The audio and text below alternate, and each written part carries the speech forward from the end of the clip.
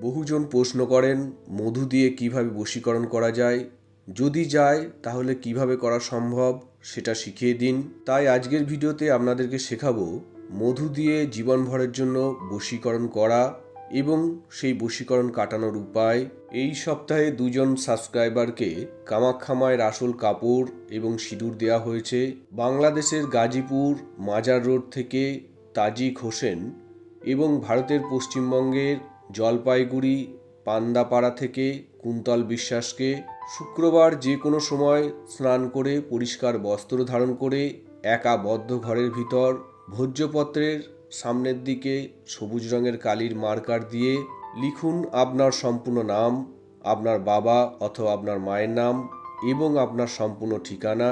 ভোজ্যপত্রের পিছন দিকে লিখুন যিনাকে আপনি বশীকরণ করবেন উনার সম্পূর্ণ নাম, ওনার বাবা অথবা ওনার মায়ের নাম এবং ওনার সম্পূর্ণ ঠিকানা।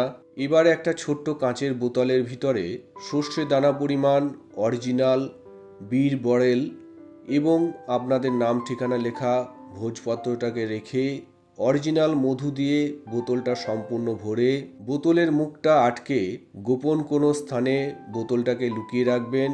এই কাজটা করার 11 দিনের ভিতরে যেই ব্যক্তির জন্য এই কাজটা আপনি করবেন উনি সম্পূর্ণরূপে সারাটা জীবনের জন্য বশীভূত হয়ে নিজে থেকে আপনার সঙ্গে যোগাযোগ করবে। এই বশীকরণটা যদি আপনি কাটাতে চান তাহলে বোতলটা অন্য কাউকে ধরতে দিতে হবে বা অন্য কাউকে দেখাতে হবে বা বোতল থেকে মধুটা ঢেলে বাইরে ফেললেই বশীকরণটা সম্পূর্ণরূপে কেটে যাবে।